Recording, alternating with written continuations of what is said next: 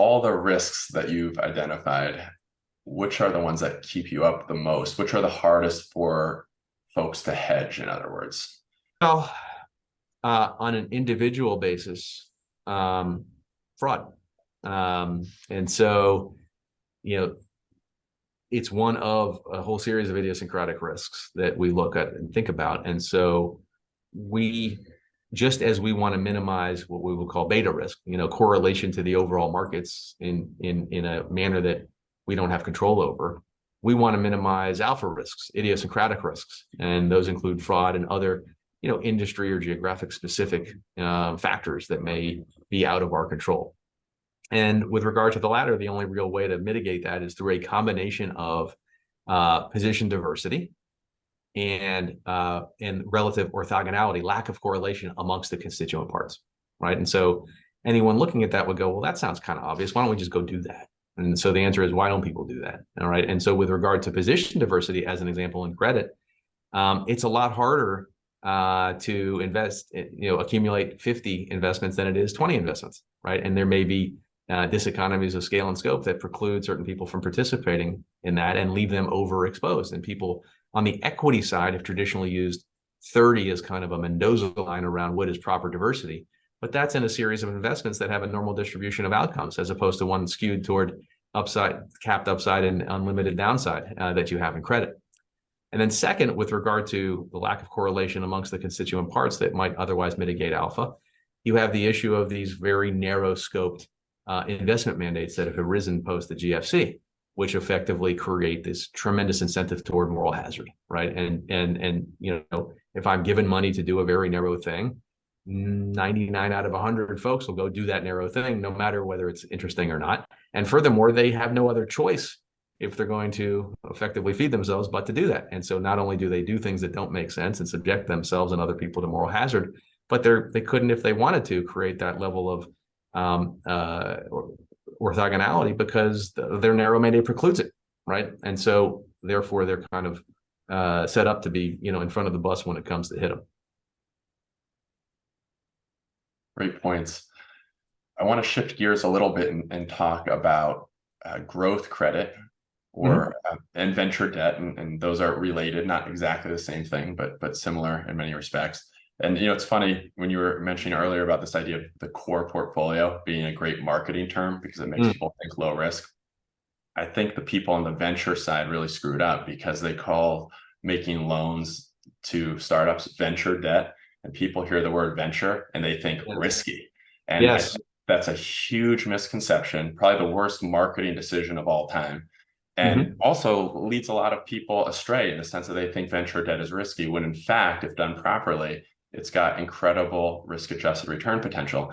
And you've been somebody who's been involved in the space pretty much from the beginning, and you've done some incredible things. So I'd love to hear about your early days in venture debt, and then how you got here, and then what you're seeing going forward as opportunities in both venture debt and growth credit. Sure. Well, look, I think you're right. That is kind of a negative dog whistle, and particularly now, and it'll probably increase now that everything venture is scary, right? From all the blowups and ugliness that's happening in the aforementioned mass extinction event. I would say the reality is they're like anything that we do, every permutation of industry, product, and geography in which we engage, there's kind of a time to do it and a time not to do it, right? Because each of the, on each direction, it gets overdone, right? And there's a frequency and wavelength to all of these different permutations in which we engage. And venture lending is no different. When I started thinking about venture debt was really at the time of the late 90s, when there was a business called Comdisco. And Comdisco was really originally a venture lessor, which is another term you don't hear too much lately, but that kind of got its way into venture debt, and then kind of went public, raised a huge amount of debt itself, and then consequently blew itself up for a whole variety of idiosyncratic and bad incentive reasons. And so as I looked at that blow up and thought about what went wrong here, and we bought some of their obligations at pretty interesting prices, what was particularly interesting was this notion of, if you look at the life cycle of a growth enterprise, at what point is there any risk other than an equity risk, right? Let's start with that. And so early on, even into the 70s, there were in growth companies, they needed to buy big hunks of equipment, right? That allowed them to run their computer programs or test their life sciences projects or whatever it was. And they didn't want to dilute their equity value, right? And so those things had value. And so suddenly there was something in that enterprise, no matter how risky it was, that could provide somebody in the capital structure a risk other than an equity risk, right? So as an example, I'm in the pharmaceutical, emerging pharmaceutical area. I've raised venture capital. I'm testing my drugs.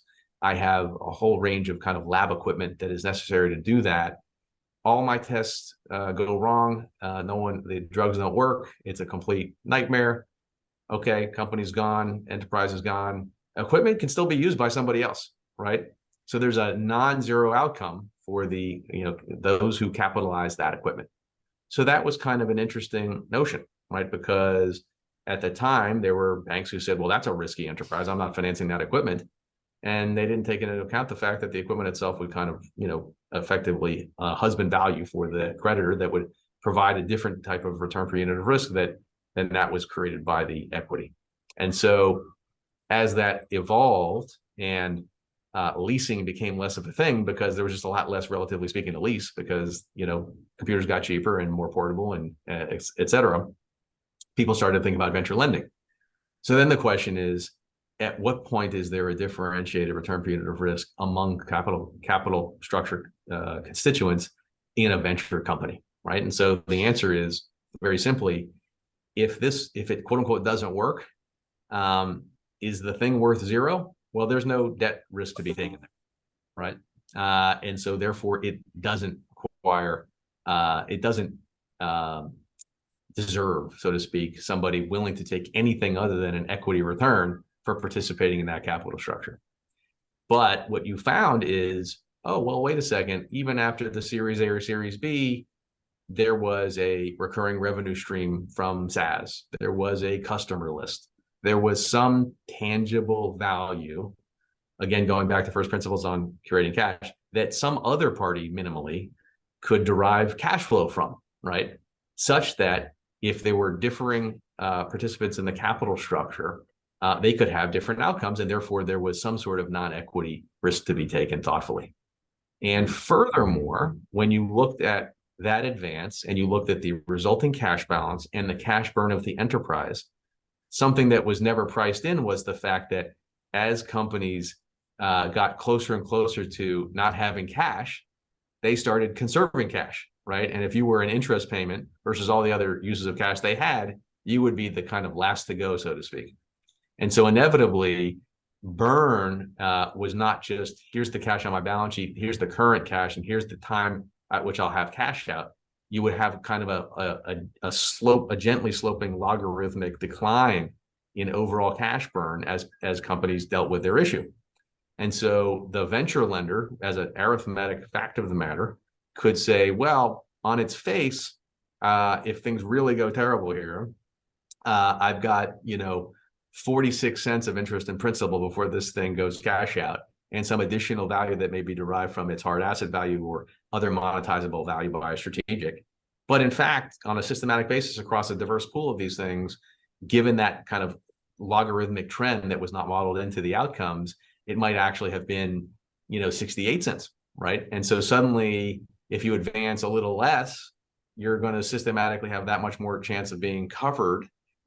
As a result, across that whole portfolio, you're going to have that much greater a chance of a new round getting raised, at which point all your risk is out, and you may then be appropriately compensated by a series of options or warrants that you might receive, such that when you put it all together, there was a very thoughtful, actuarially determinable, favorable return per unit of risk to be had without ever taking a venture capital risk, right?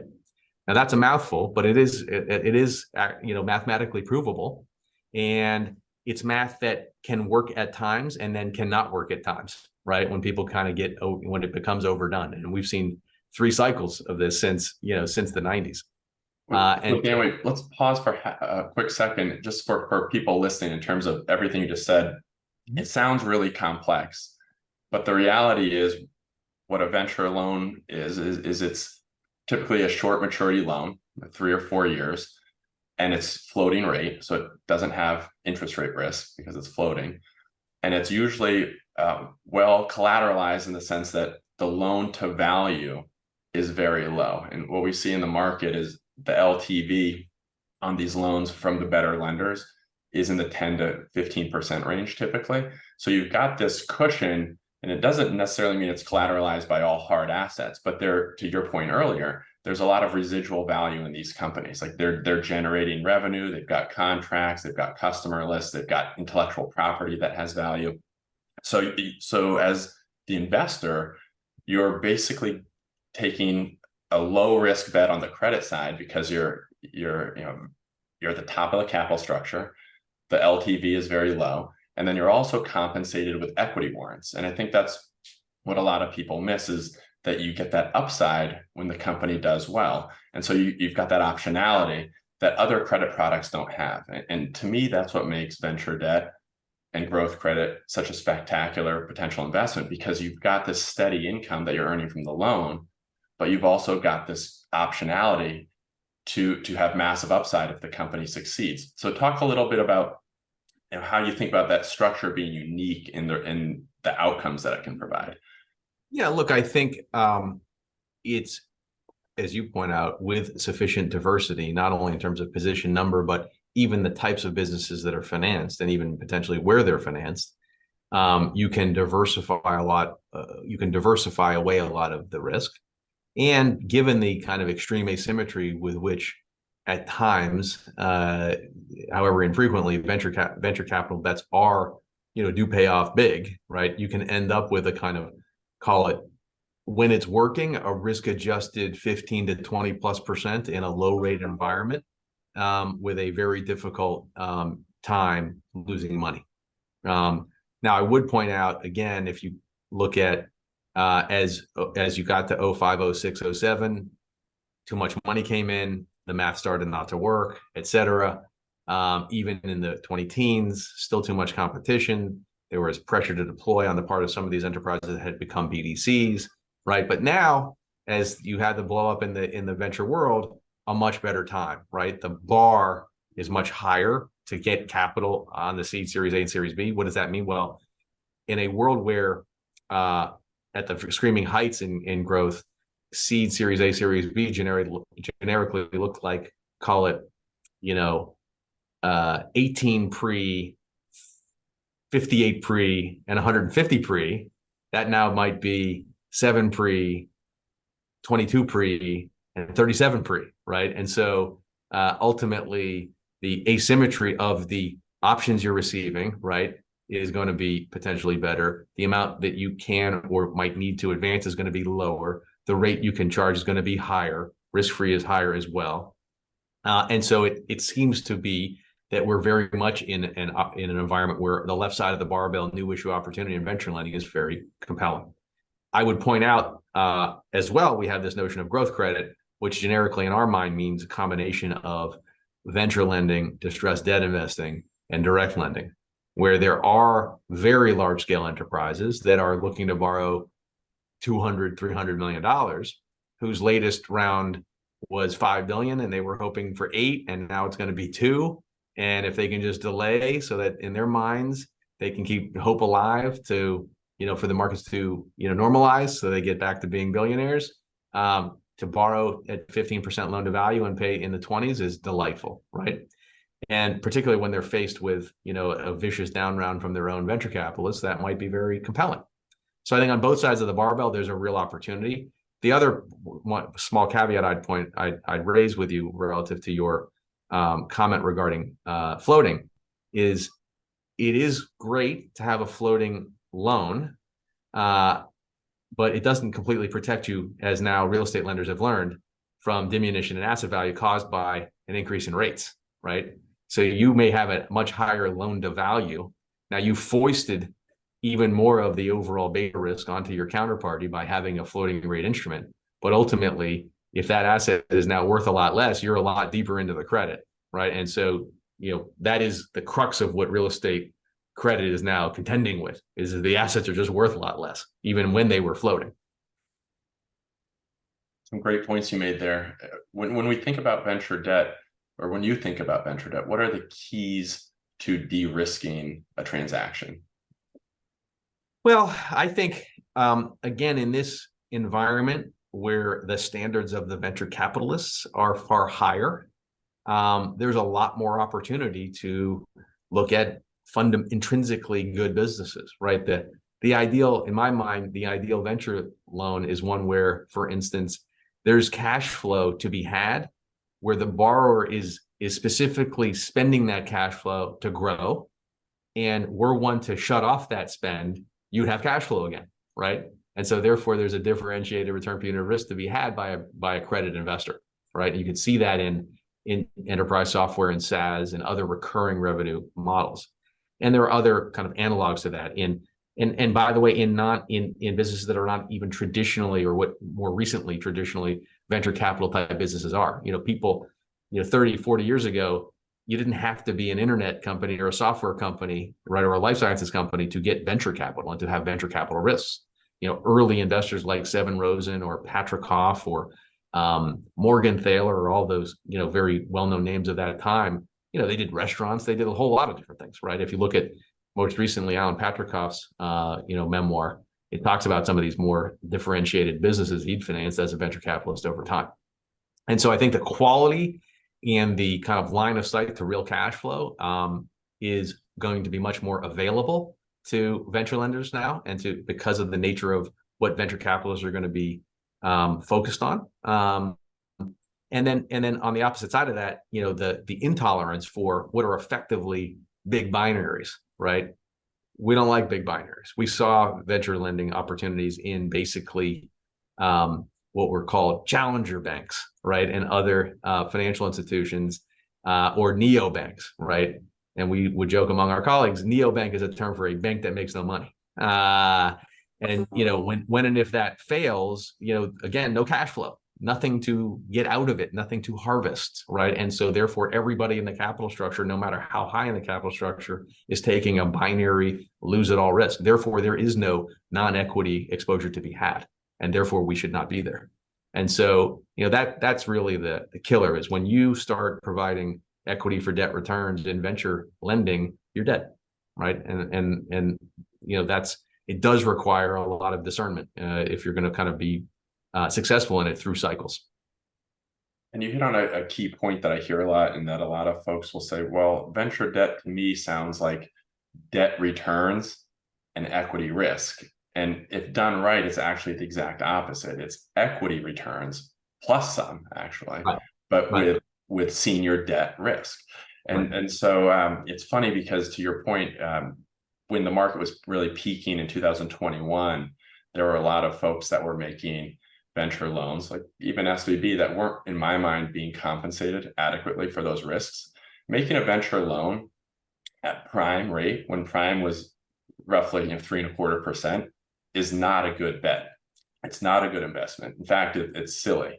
And there was a business model that they had that kind of made that viable, that we won't necessarily get into. But that said, in really simple terms, they mispriced the risk. And now I think a lot of that's coming home to roost, and we're starting to see in the earnings calls that the public venture lenders are having trouble. They're pulling back. They haven't deployed much new capital, and I think they're going to be quite hamstrung by their existing portfolios going forward, which makes new lenders or folks that have balance sheet, dry powder, liquidity, makes them that puts them in pole position, essentially, to basically be looking at every deal while being able to be very, very selective, and having, to your point that you made earlier, better transparency into these companies. The companies the winners are going to be backed strongly by the VCs still. And you're going to get much lower equity valuations at this point in the cycle too. So those equity warrants that you're getting, you're going to get more equity warrants. You're going to get them at a lower strike price. You're going to get them ultimately at a much lower valuation. And so I think there's huge potential for new originations in this next part of the market cycle. What are some of the things that? Well, one of the questions I had for you actually is, why aren't more people doing this, right? Like I started looking at this about 5 years ago and had worked at three very large, $1 trillion mega asset managers and banks, and thought, there's not a lot of money to be made in commoditized products where there's no informational advantage and everybody's kind of seeing the same information and success is beating a benchmark by 25 basis points in fixed income. And I just thought, that wasn't really what I wanted to spend my career doing. And so I started looking into the private markets, and venture debt, for many of the reasons you outlined, stood out to me as a tremendous opportunity. And it's gotten better, which is amazing, because I thought this was a grand slam opportunity 4 or 5 years ago. And now to me, it's almost like a can't miss. It's almost like home run derby, where it's not even like a live game. There's lobbing me pitches and you can knock them out of the park. What do you think the opportunity set looks like going forward? And why aren't more people trying to jump in? Like, what are the barriers to entry, in other words? Well, I would say the barriers to entry are not high. I would say the barriers to inclination might be high, right? And so in a world where people want to asset accumulate, right? This is not something that's going to be a $10 billion fund, right? Without doing very poor risk-adjusted returns. In fact, I would say that one of the best ways to be a venture lender is to be incredibly incremental from a structural perspective, meaning here's a $15 million line or a $20 million line. I'm going to give you 3 now, right? And then you're going to do these wonderful things, at which point I'll have no problem giving you another 4 because you've completely de-risked me. And then if these further wonderful things happen, then I'll give you another 7, right, et cetera. And so, it's tiny bits at a time, high monitoring, a lot of surveillance, et cetera. And frankly, at a workout, very work intensive. The second piece is there's been traditionally a unique relationship among venture lenders with their venture capital counterparties, right? And so I would say in earlier stages of the venture lending life cycle or timing, 20 years ago, I definitely saw instances where venture capitalists supported enterprises and wrote checks, or if I were them, I wouldn't have, right? And they did it not just because their views on the business, but it seemed like they were really looking at to a non-zero extent, their creditors, their stakeholders, and kind of saying, I'm going to support this thing, right? And PE firms even did that a little bit, right? Now it's a free for all. It's a free for all, and they'll as soon write the check as gut you, right? And so that creates a dissonance because you're like, hey, I want the venture capitalists to love me, right? And I know they're going to protect me when things are bad, just like the leverage lenders to the PE firms. It's ridiculous, but it persists in that marketplace, and there's a bit of a Stockholm syndrome problem. And so now that the equity investors' behavior has certainly materially changed on a secular basis and will only become more bloodless, not only with regard to their creditors, but also their fellow equity holders, it's probably time for what we would call a tough but fair kind of way of dealing with these folks, right? And we have seen extreme reluctance on the part of certain venture lenders that we know to kind of have grown-up conversations with venture capital backers of enterprises where things are not going that well. And that's really scary because if I'm junior in this capital structure and I have an out-of-the-money call option, and I'm willing to diminish the value of your in-the-money position to benefit my out-of-the-money call option, that's fundamentally wrong, right? That's not okay. And covenants and that relationship should be set up so that is precluded, right? And you start to hear, oh, you won't be founder friendly, blah, blah, blah, blah, right? The reality is no one was borrowing from you because they were looking to be your buddy, right? They saw from their perspective, capital that might have been overpriced relative to the debt risk it was taking, but was still accretive in their view of what the ultimate equity value was going to be, or otherwise they would have raised equity, right? And they didn't. And so I think there's a material evolution in that conversation. And so if I were a global mega asset manager, I'd go, well, wait a second. It's hard to scale this thing. I can't put out multiple billions. A lot of the guys who do it are kind of overawed by the counterparties and cheerleading for the counterparties. I don't need to do this, right? And so that's why people don't do it, right? But there is a business there. It does make sense. It can make sense, but it requires a tremendous amount of discipline. I 100% agree. And people ask me this all the time as I've been raising capital for ARI and our venture debt opportunities fund. One of their questions is always, well, if this is such a good idea, why hasn't somebody done it before? And I said, well, I don't know. Did you ask Mike Milken the same thing when he was basically reinventing or popularizing the junk bond market? I mean, sometimes there has to be innovation. But to your point, and I really want to hear your thoughts on this, I think it's because it's just too small for the big players and the smartest players to care. Because if you're already at a really large firm, you're not going to put all this effort into launching a $300 million to $500 million fund when you're working on launching a $15 billion credit fund. Sure. And if you're talented enough to run a smaller fund successfully in a product that's pretty complex in many ways, you're already probably making a lot of money somewhere else. And you have other things that you're thinking about too. Like oftentimes you have a family and you're in a certain geography and you're not going to give up your job making a couple $1,000,000 a year on Wall Street to go launch a fund that's going to be a fraction of the size of your current fund and potentially disrupt your personal life. And so there's a lot of factors that go into this outside of just pure numbers, right? In that there's just a lot of variables that I think people don't contemplate. And so that, to me, that's the biggest reason, is just that it's too small and that the people that are smart enough to do it well already have something going that they, choose to do over this. And, I was a little bit of an exception because I wanted to build something that was innovative and I felt like venture debt had the opportunity to be revolutionary. And I think more so now than ever it does, because there's a huge gap in the market. This is a product, if you will, that's fundamentally needed. It's not some bullshit Wall Street creation, right? This capital is needed by startups. Startups are those that are creating most of the value in the economy. And innovation is what creates value. Startups are the innovators. They're creating the value. They need to get funded.